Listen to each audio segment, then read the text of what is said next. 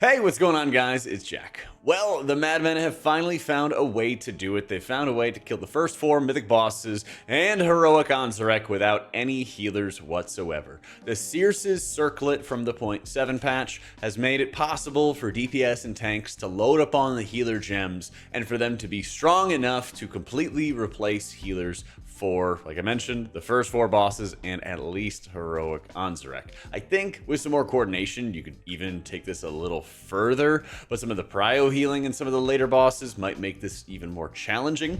That being said, this is an extreme event, and we've seen other times in the past, plenty of no healer runs in high level Mythic Plus. We've seen plenty of it with like Prot Paladin in Season 1 of Dragonflight, where you didn't need to have a healer alongside it. We've seen all of the crazy off healing by DPS, which is kind of leading to Ancestral Guidance getting removed entirely for shamans.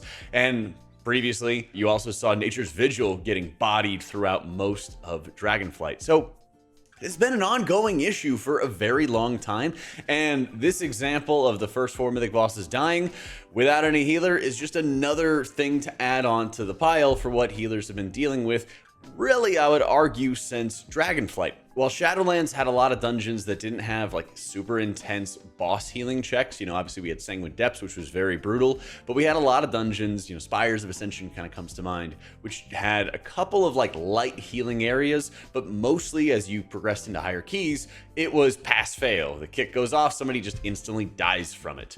And so I would argue that the War Within has really ramped up the difficulty in terms of healing checks from what we've seen compared to Shadowlands. And Dragonflight was kind of in an in-between area, with Season 1 featuring stupid amounts of burst across the board, forcing people to use their defensives or die. We still have that in a really high extent in the War Within, but maybe it's slightly toned down from what we saw in Dragonflight Season 1 and the absolute butchery that certain dungeons like the Ruby Life Pools would cause before all the nerfs started getting into it. So what really brought us here?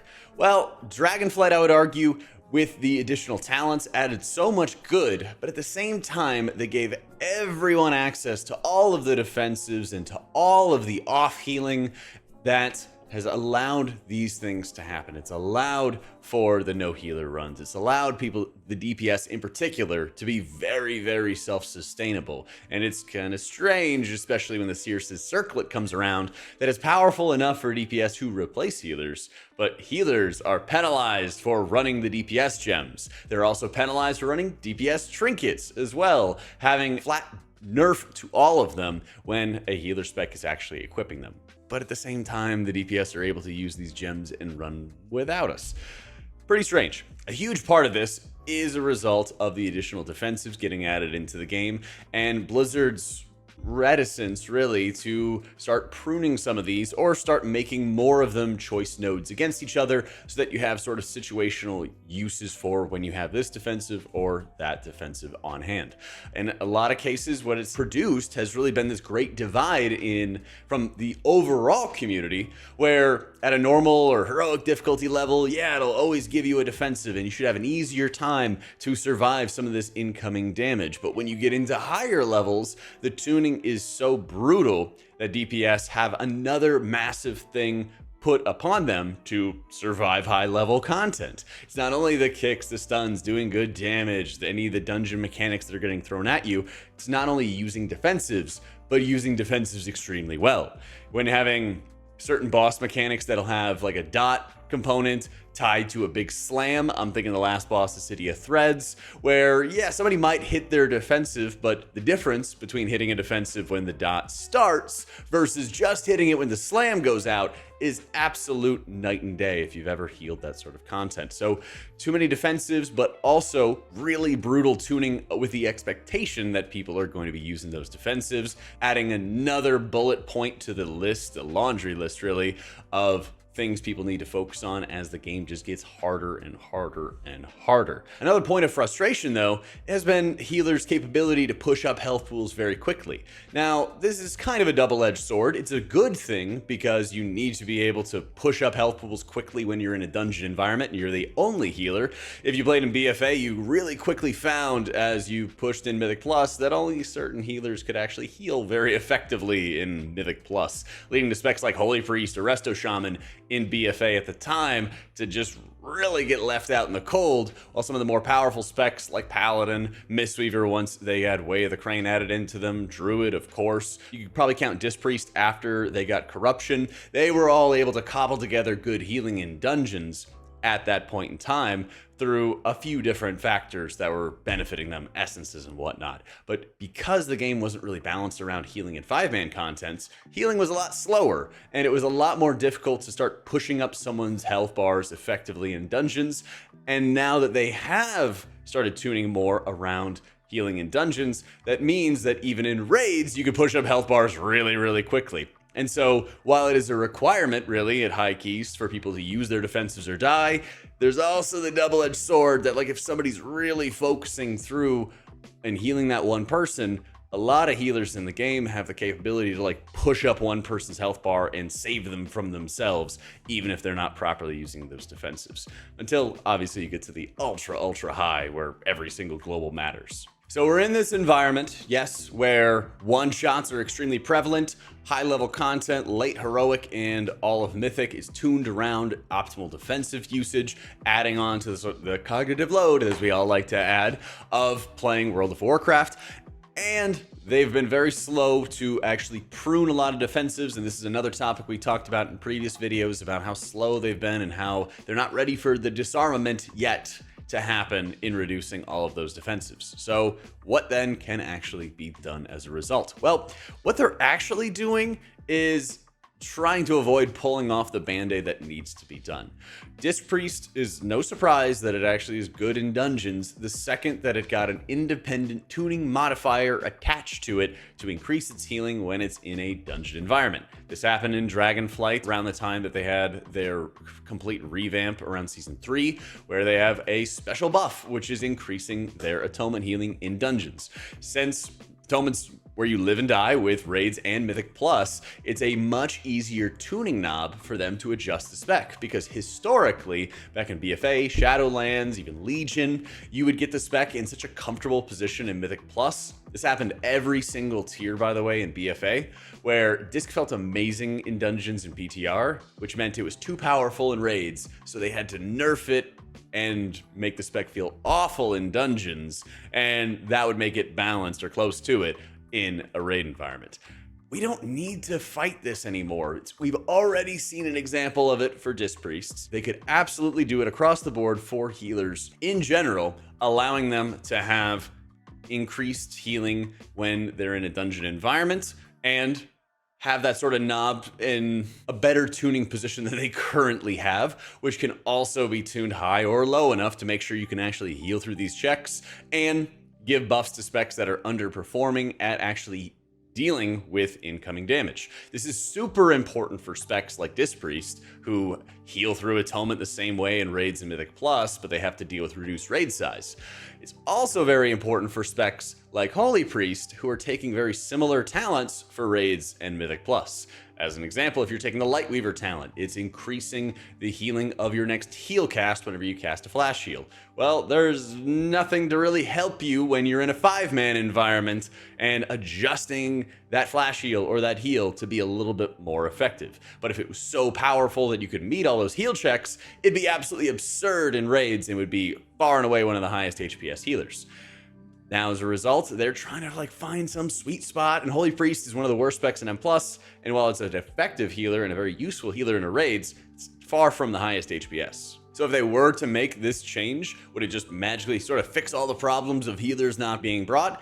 No, it would have to happen in conjunction with a reduction in overall defensives for players. I think this is overall a good thing because there's a lot of specs that just have these baseline stamina or baseline DR nodes that you won't miss if they tune the damage correctly. We also had Legion, which featured a lot of gear swapping and a lot of one-shot mechanics for dungeon bosses, but those were all built off of the back of what I would call passive mitigation, where if you just had enough avoidance, you could actually live a lot of these mechanics. Whereas the The War Within, you could call active mitigation, where you need to be hitting your defensives and timing them perfectly in order to make sure that you survive some of this incoming damage, adding another layer of difficulty and another layer of stress to the entire group. It becomes all about juggling these defensives, the spreadsheet gaming of when you use your defensives at this point in time, and here, this is the most optimal time there. It's one thing if you're at the 0.1% level going for title, but I think those of you who've done 10s and 12s can even see it in those groups where, yes, somebody doesn't hit their defensive, somebody doesn't play absolutely perfectly, and they just get brutalized. I had that experience on my alts doing 12s where, yeah, everybody does the mechanics, everybody knows what they're supposed to do, they aim the ball, they stand in the right position, but if they're suboptimal with using their defensives, they just fall over, and your agency as a healer to do something about it is pretty darn low. So adding independent tuning modifier for all healers in a dungeon, so they're doing about the same healing as they are today in dungeons, less healing in a raid so that the damage is going to be a little bit slower, or when a big AoE goes off that you actually are taking time to top people off instead of just instantly having the next raid cooldown go off and push everyone's health pools to full until they drop to 50% and then you push them back up again, and all this overheal and fighting for just the first heal to get everybody topped off. You don't have to be dealing with that, or at least not as extreme.